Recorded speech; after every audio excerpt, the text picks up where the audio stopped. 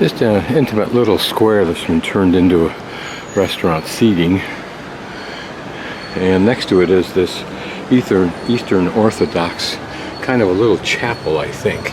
We'll look inside here. There's not much to it, but perhaps to the people who use this there is. It seemed annoying if I was in the neighborhood that this should be converted into a restaurant.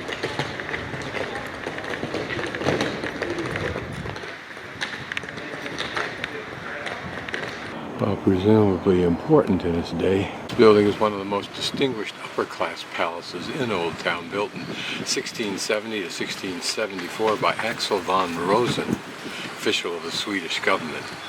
1863 to 1862 belonged to the Imperial Admiralty.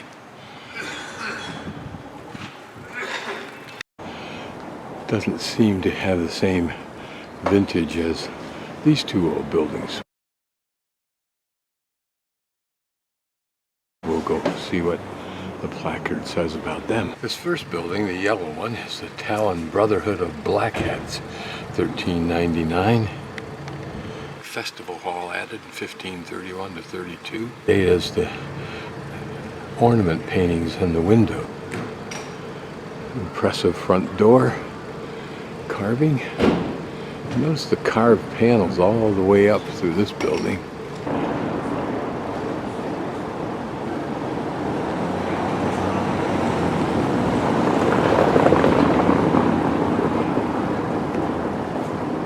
And up to the second floor.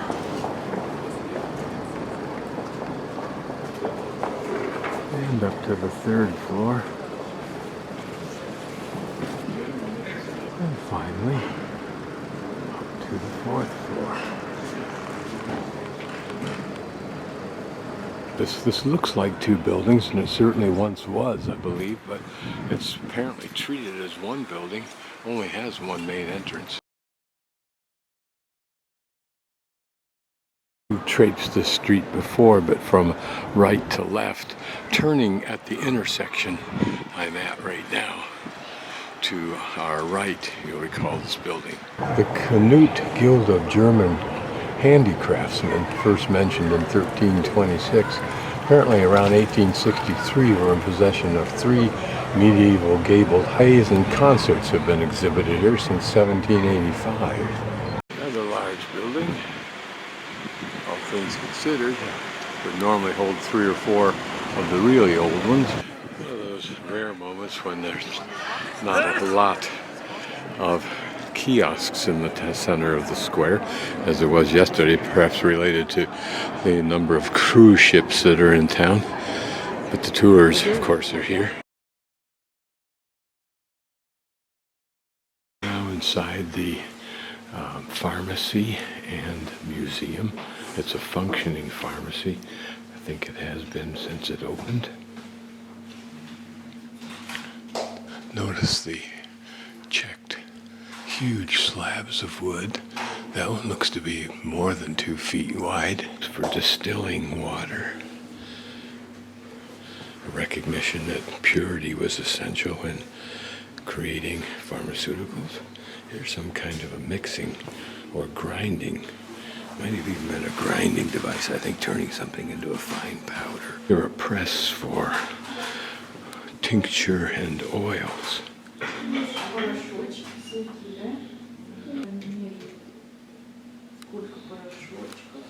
Probably a pharmacist's office or something in the day. Raising a map of the town, and where you see the 1 is where we're at. The town hall is number 24. And when it was installed here, who knows? The town hall with its simple clock. And notice that little decorative detail. It's up in the upper right-hand corner of the first floor where the parapets are. Is not there in this picture. Also notice the cobble walkway or surface in the square as it is today. A large bulk weighing scale. Interesting, because it seems to say 635. Maybe it's the men with those cups are perhaps allusions to some gods of pharmacy. Same with this.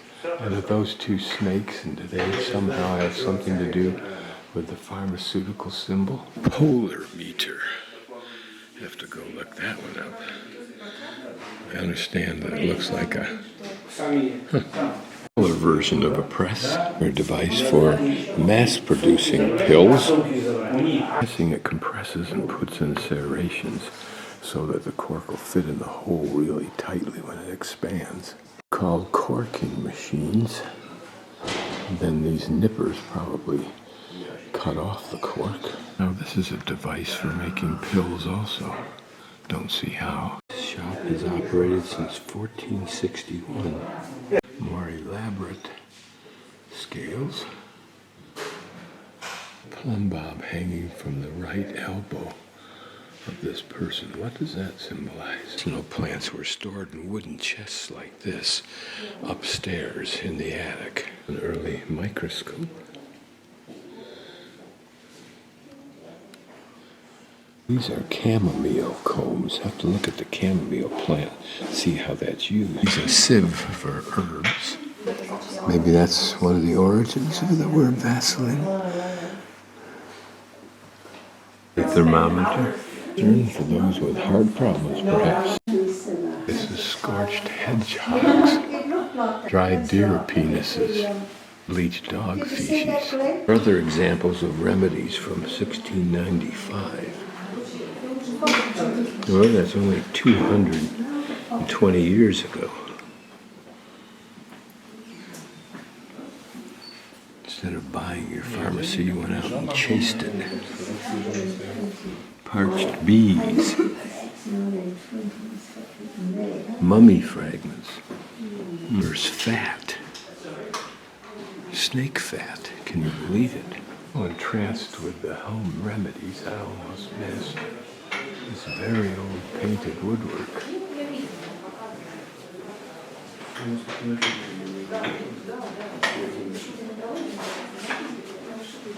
It's a woman in a bath. Might be easier seen now. And then now pan the ceiling. We've seen this treatment before. Home remedy. Apparently one you could carry around with you. This is from the time period of 1940.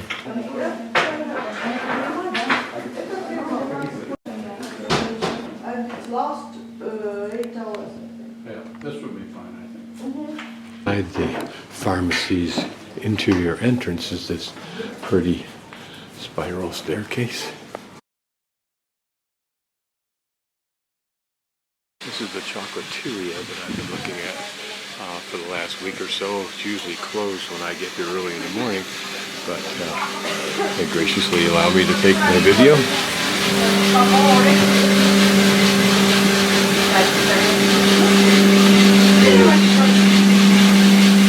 Eating the beans somehow as well as mixing them up.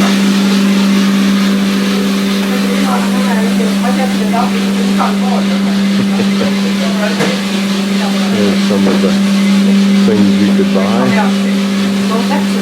particularly if you're knowledgeable. Very kinds of coffee, and an array of coffee containers, and I'll show those to you in a moment.